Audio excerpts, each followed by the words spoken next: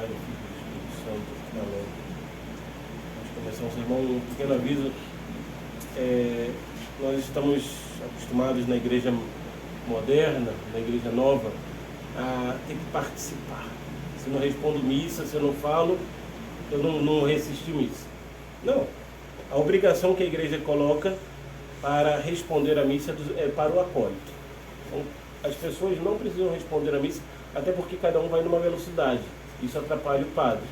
Então, o acólito tem o dever de responder a missa. Os senhores podem acompanhar pelo missal, podem rezar o terço, podem rezar uma via sacra, podem fazer uma devoção, porque estão se unindo. A oração não corta pela oração.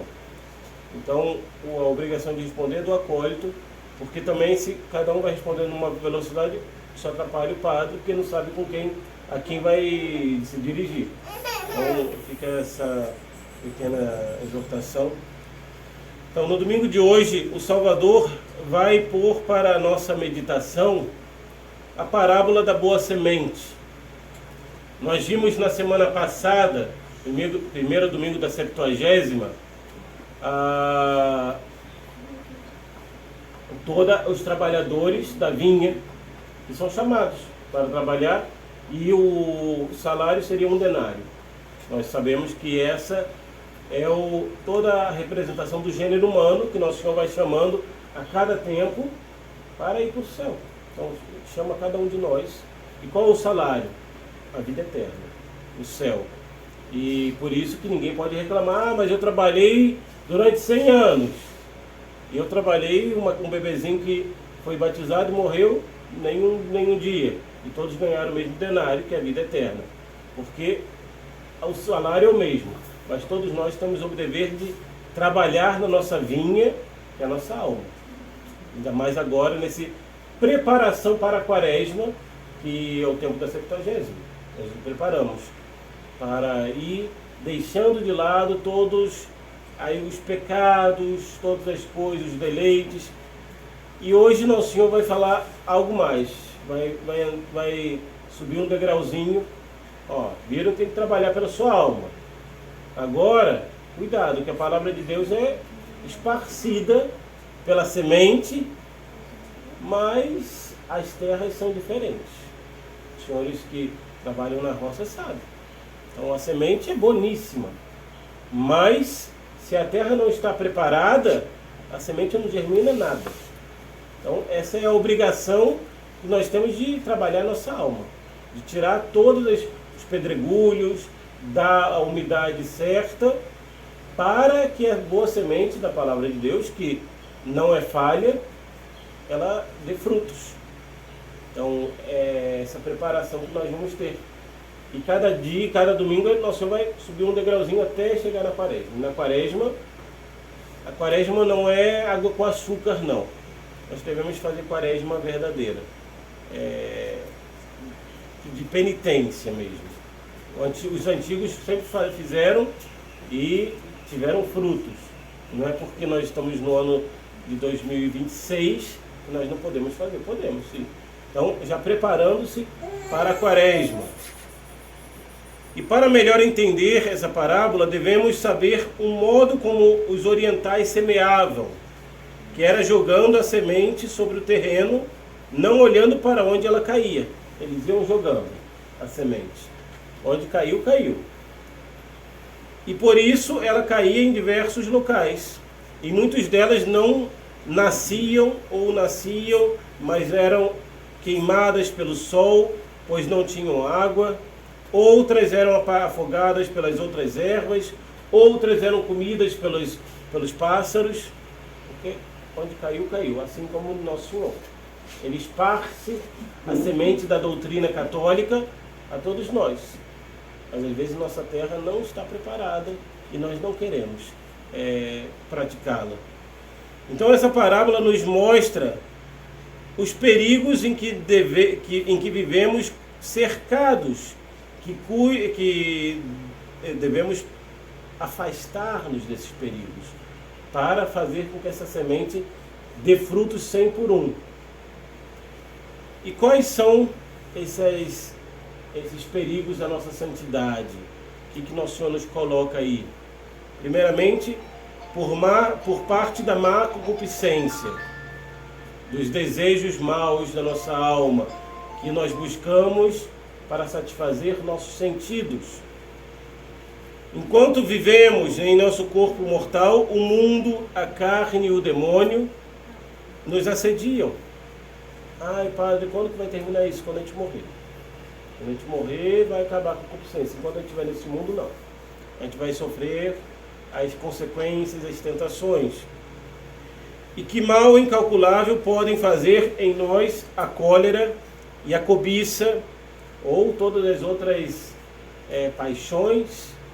Elas podem fazer um mal enorme. E como o semeador assediado por nossa natureza ferida, que busca a sensualidade. E nós somos assediados por isso, por essas concupiscências. E por isso que a penitência está aí, a vida de oração. Depois nós somos também tentados pelo demônio. Além desses inimigos que moram e vivem conosco dentro de nós, a carne e o mundo, digamos assim, está ao nosso redor, temos o demônio. O demônio, ele pega um fole e aperta assim na nossa carne e no mundo. Então, o fogo que está ali sobe. Ele sabe como fazer este fogo subir, com um fole.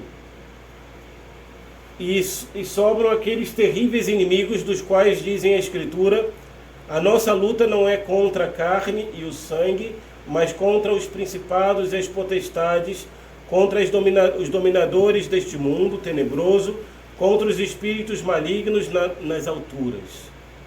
Então, eles estão rondando, buscando a quem devorar a cada momento para fazer-nos cair.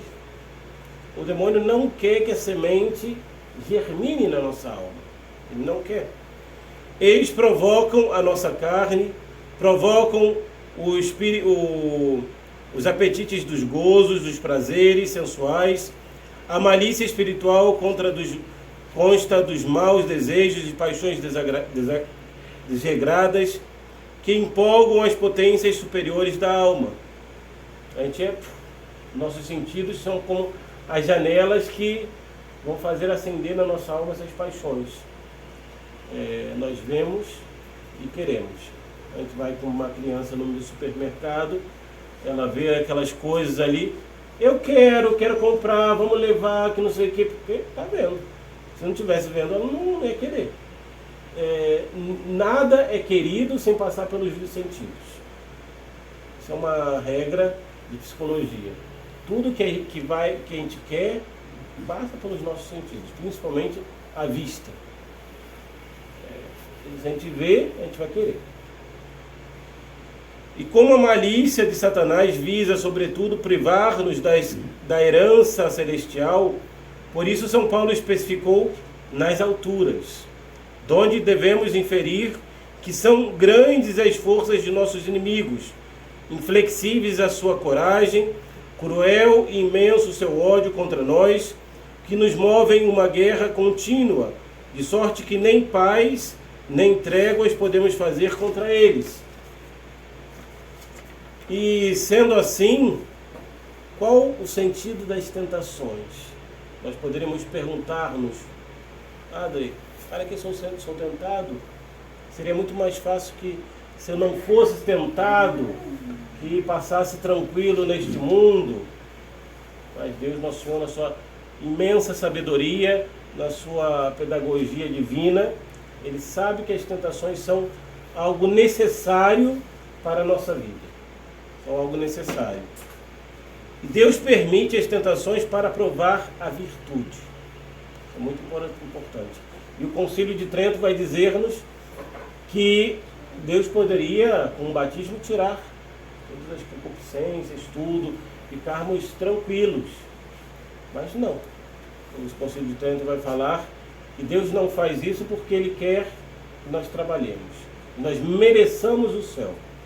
Se a gente está tudo tranquilo, a gente não vai merecer. A gente não vai ganhar o céu tranquilamente. Não. Deus, Nosso Senhor, quer que a gente tenha méritos para o céu. E Deus, Nosso Senhor, tenta os seus quando os aflige com pobreza, doenças e outras adversidades, assim procede para lhes apurar a paciência e para os apresentar aos outros homens como exemplos do dever cristão. E assim nós vemos o santo Jó. Ele foi tentado e saiu ileso da tentação. O demônio pediu a Deus para tentar a Jó, Deus nosso permitiu, e ele nunca blasfemou contra Deus.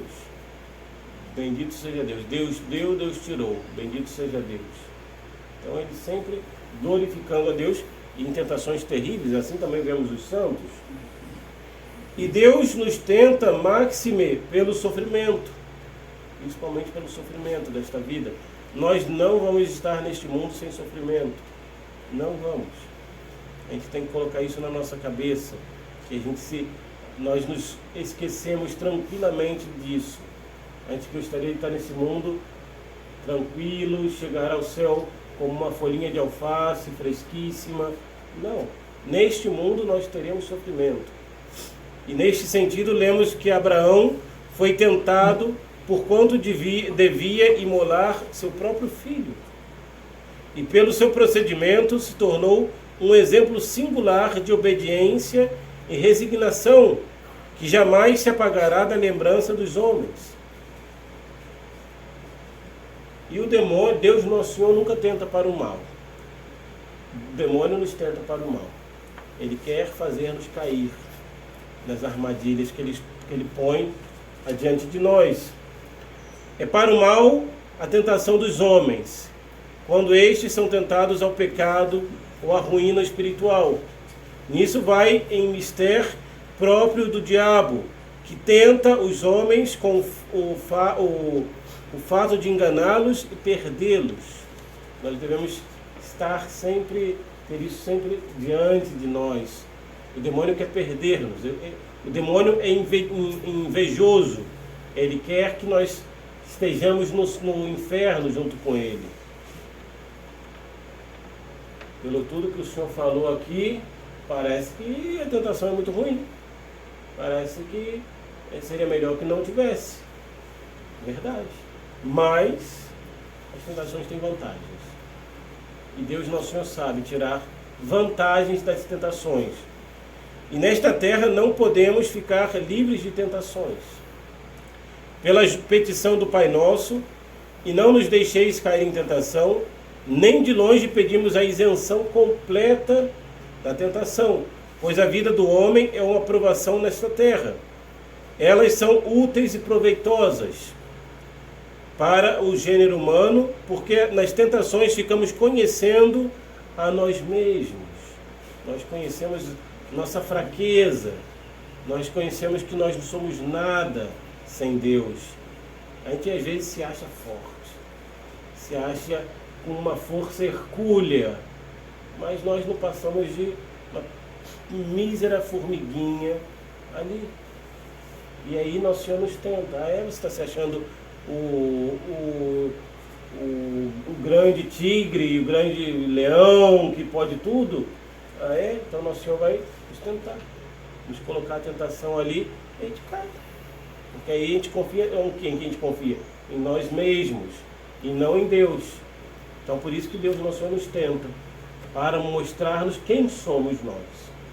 O barro do qual somos feitos, do qual nós não podemos nos gloriar.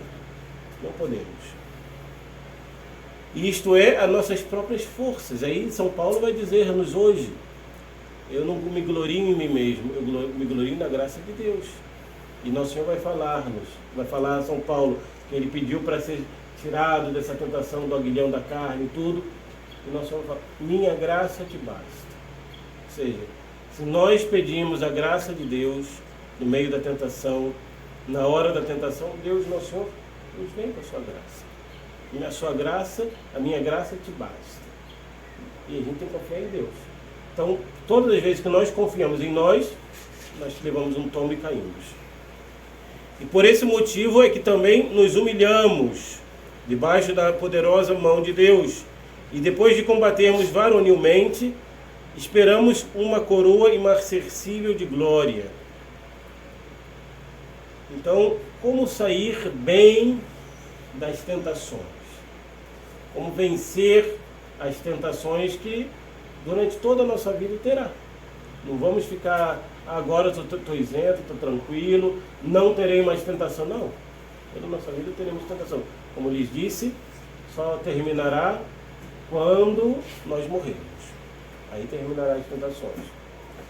Primeira coisa é desconfiar da própria suficiência. Desconfiarmos de nós mesmos.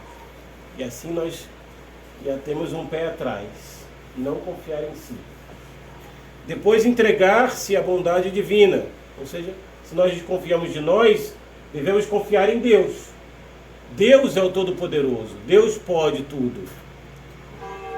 Depois fitar os olhos em Cristo, vencedor dos demônios.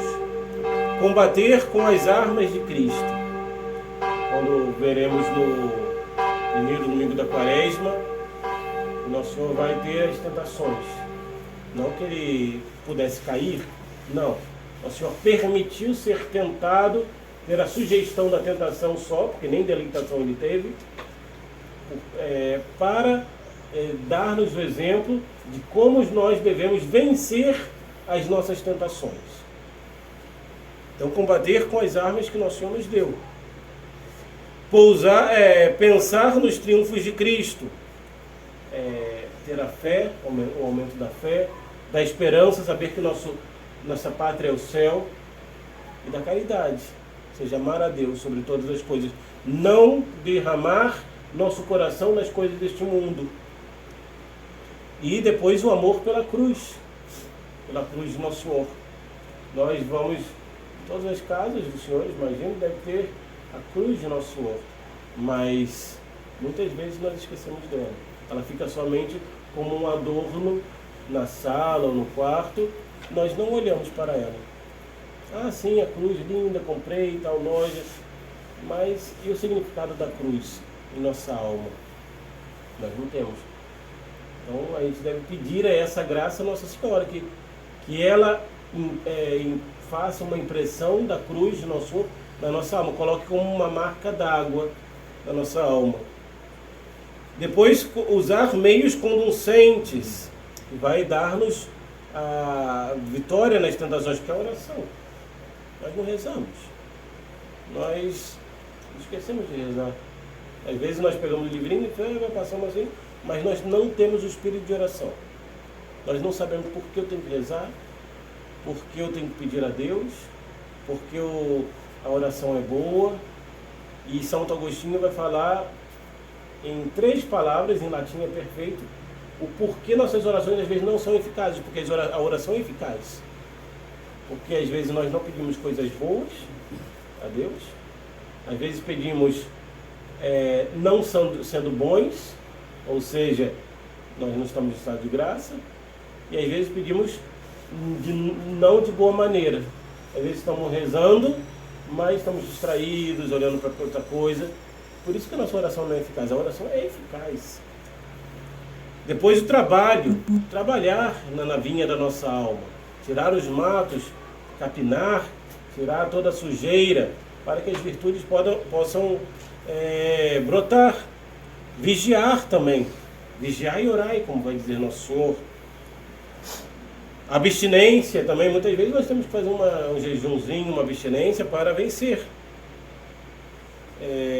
Tirar esse domínio do demônio sobre nós, só por meio da penitência a gente consegue. E pedir forças a Deus. E se a gente não pede a Deus, Ele não vai nos dar. Ah, mas Deus sabe tudo. Deus sabe que eu preciso. Sabe. Mas Ele quer esse ato de humildade nosso. E, por último, ter uma devoção filial à Nossa Senhora. Devoção filial. Saber que ela é nossa boa mãe e que ela nos ajudará. Mas temos que pedir e temos que imitá-la. E, principalmente, imitar o seu Filho. Nossa Senhora nos leva a Nosso Senhor Jesus Cristo. Ela não leva para si. Ela leva-nos para Deus. Nosso Senhor. E ela é a ponte que vai levar-nos a Deus. Ela é a ponte que vai levar-nos para o céu. Mas se nós não confiamos nela, é impossível. Então peçamos essa graça a Deus Nosso Senhor nessa missa de hoje, e já preparando-nos para a quaresma que está por vir, já preparando-nos para as resoluções da nossa quaresma, já pensar o que eu devo fazer na quaresma. Não precisa ser umas 10.000 resoluções, às vezes 3 resoluções basta, mas que sejam eficazes. E assim faremos uma boa quaresma e uma ótima Semana Santa. Aqui esse ano não vai ter Semana Santa, mas teremos Semana Santa em Campo do Meio, por exemplo, e os senhores podem fazer os esforços. Mas padre, é muito longe. Sim, mas é a Semana do Católico. A Semana Santa não é, como diz no Uruguai, a Semana do Turismo, que é uma blasfêmia, é a Semana do Católico. Antigamente se chamava a Grande Semana. A Grande Semana. Ou seja, e quando o mundo era católico, era toda semana de penitência. Se nós vamos a São João del Rei, todos os dias dessa semana tem as procissões, para lembrarmos de Nosso Senhor, da paixão de Nosso Senhor. Então é a grande semana. Então devemos fazer esse esforço para ir às cerimônias da Semana Santa, que são singulares e belíssimas de todo o ano litúrgico. E assim nós conseguimos também ter forças necessárias para passar a Páscoa. A Páscoa é um vislumbre do céu, das alegrias do céu. Louvado seja nosso Senhor Jesus Cristo. Para sempre seja louvado.